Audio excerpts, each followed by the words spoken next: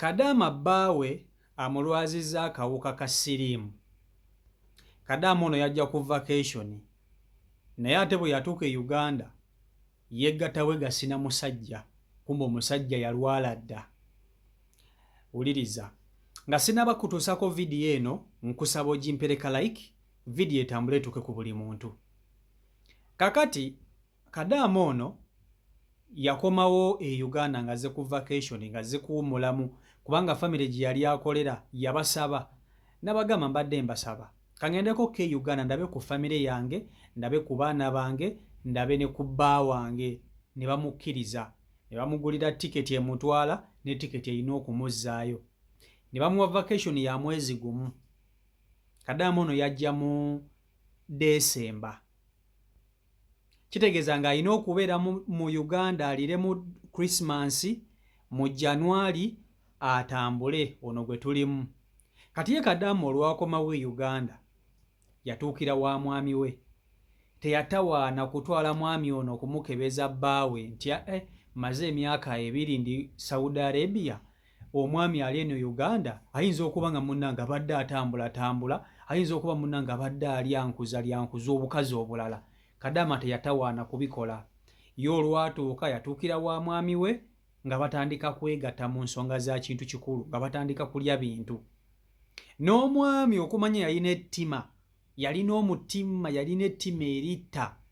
Teyagamba mukyala we nti mukyala nalwala dda. Ne muntu kyayinza okulwala siriimu n'akugamba oyo mpozi nga Katonda yamulabikidde. Omuntu nga mulwadde n'amanya nti ozze oli mwagalwawe nga ye akawuka yakafuna walala, akugamba mbu mulwadde, sikirabangako. Abantu abafunye siriimu be bantu abasingira ddala n'okuba emitima emibi. Afa okulaba nga naawe akakusiga tafa yekka. Munnange Kadaama bw'atuuka mu Uganda, olaba ezo ebifaananyi by'olabaawo ze medical forms. Kadaama ono we yagenze ne bamukebera ebyavuddeyo nga mulwadde. Ezo ze medical forms eza Kadaama. Munnange Kadaama ono we yatuuka ewaka ewa bbaawe, abeera n'omwami we, abeera n'abaana be, nga ye ne bbaawe batandika kukola mukwano, batandika kulya bintu. Balya. Abaddewo olunaku olusooka, abaddewo wiiki, ebintu nga bitambula bulungi. Jjukira omuntu bw'ofuna siriimu oba nga weegase n'omuntu alina siriimu, akawuka ako tekeeraga mu wiiki oba tekeeraga mu wiikisi 2. Kasooka ne kakubeeramu muli munda nga bwe kabuna omusaayi gwonna. Katandika okulabika ndowooza ku myezi nga mulimu abantu abalina emisaayi eminafu, ng'akawuka kano kayinza okulabika ku myezi nga 2 oba mwezi gumu. Akawuka basobola okukalaba kasita bakukebera omusaayi. Ate jjukira bano bakadaama bakola zi GCC eraba buli kimu, ne wakaba akawuka nga keekwese buziba, GCC ekalaba. Munaye nga Kadaama abeera ne bbaawe, babeera bonna, abeerawo ewaka, beeyagala. Omusajja jjukira alina ekyama nti mulwadde. Kati omusajja ono bwe yali e Uganda, Kadaama yamuleka mulamu. Omusajja yali mulamu. Mukyala we Kadaama n'agenda okukola e Saudi Arabia. Kati omukazi ng'ali ku kyeyo, omusajja ono yatandika okubaligabaliga mu bakazi ab'enjawulo nga alya buli kimu. Tayisa sikaati, ndowooza gye yafunira akawuka ka siriimu. Bwe yafuna akawuka ka siriimu yatandika okumira empeke mu bubba nga mukazi we tamanyi. Era bwe yafuna akawuka teyagamba ku mukyala we. Omukyala ali Saudi alowooza nti omwami buli kimu kiri steady, kumbe omwami ye yalinnya dda mu kaveera. Kati ate laba Kadaama bw'ajja okufuna vacation ajja abeereko ne famire ye. Omwami n'alyoka agamba kankakusige nange ompulire nga lwaki nfa nzekka. Ettima omwami lye yolesa. Kadaama yajja ku vacation nga waakumalawo omwezi gumu ne yeegatta n'omwami we, omwami n'amusiga akawuka ka siriimu. Omwezi guggwako, Kadaama agamba omwezi engeri gye guweddeko, kaŋŋende ntandika okugoba ku bintu byange eby'okuddayo nkole. Jjukira ne bw'oba okomyewo ku vacation ng'okomyewo e Uganda, bw'oba oli wakuddayo e Saudi Arabia ku kyeyo, osooka gendako mu ddwaliro ne bakukebera, ne bakebera buli kimu, tolina siriimu, yellow fever, simanyi hepatitis, buli kimu bakikebera.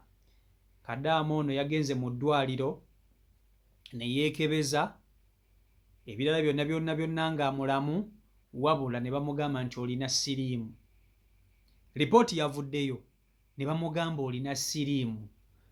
Kadaama n'agamba, musawo siriimu namuggyeewa, nze naakakomawo okuva ku kyeyo eri Saudi gye mbadde sirina muntu yenayina gwe neegatta naye.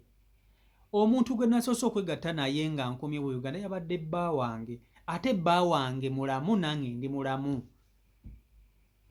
Nga takimanyi nti omusajja yafootoka dda, yalinnya dda mu kaveera. Ne bamugamba oli mulwadde, ayinza okuba omwami we yalwala siriimu w'otabadde nga teyaggambye, nga bwe wakomyewo mwegasse bwegassi nga takugambye, nga temwekebezza, kakati eyakulwazizza.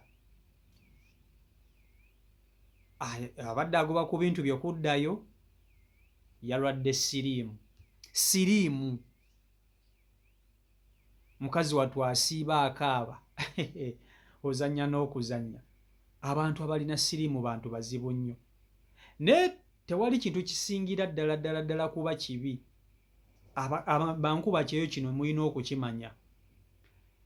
Omwami wo n'oba omwagala otya, ne oba wali omwagala otya, ne we mba munyumya buli lunaku, bw'oba oli wakukomawo Uganda ng'ozze kukola vacation yo, ozze kuwummulamu, kebezanga omuntu gw'oba ogenda okwegatta naye, kubanga bakadaama basinga mujja n'ennyonta y'omukwano nga muva ku byeyo. Ekyo kituufu, muli bantu tukimanyi.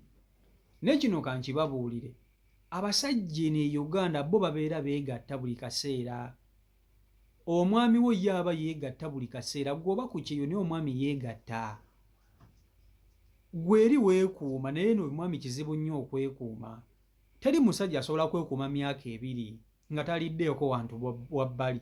Tekisoboka, tekiriiyo era tekiribaayo. Ne bwe giba myezi tekisoboka.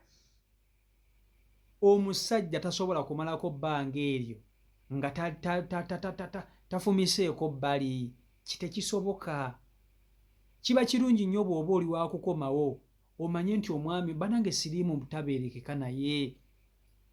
tabeerekeka naye, mukebeze babba bammwe nga mukomyewo Uganda. Newoba kati wuuyo ogenda kumalawo vacation ya mwezi gumu, omusajja akulwaziza siriimu. Abasajja mu balina bi-infection. Olaba wogenda okukola medical kale nga tolina siriimu nenga olina bi-infection. Kale infection zizo ziwona, naye omanyi omuntu okusiga siriimu. Taata w'abaana bo, baawo gw'olinamu abaana nga nawe okimanyi nti wava e Uganda nga mulamu.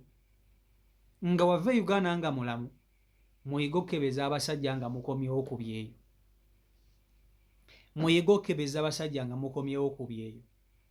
Kale sigamba nti buli muntu gw'ogenda oleka e Uganda ogenda komawo nga yalwala, naye olina okuplayinga kaadi nga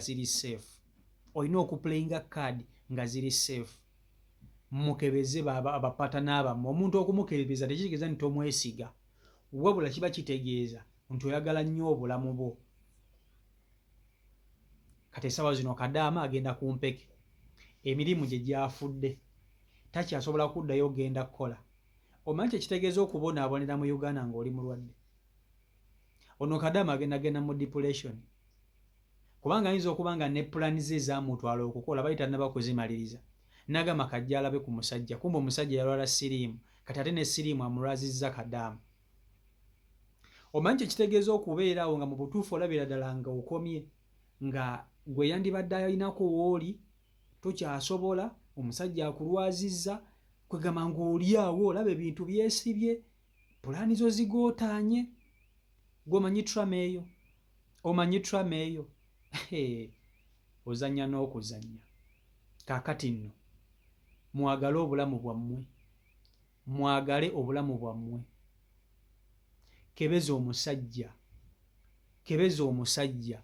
Nkimanyi muba temwagala kukozesa bupiira nga mwakava ku kyeyo, kubanga munnange omuntu ng'oyina eri ennyonta ey'emyaka 2 oba toyina bugumiikiriza, naye muganda wange ebbanga ly'omaze ng'ogumiikiriza emyaka 2 tosobola kuŋŋamba nti essaawa ne weebe kiriniki zajja. Gula butesita ka 10 mukebere omanye nti jjukira bw'oba okomye Uganda oba weewala ebirwadde bingi ebisobola okulemesa interview yo, ebisobola okulemesa medical yo.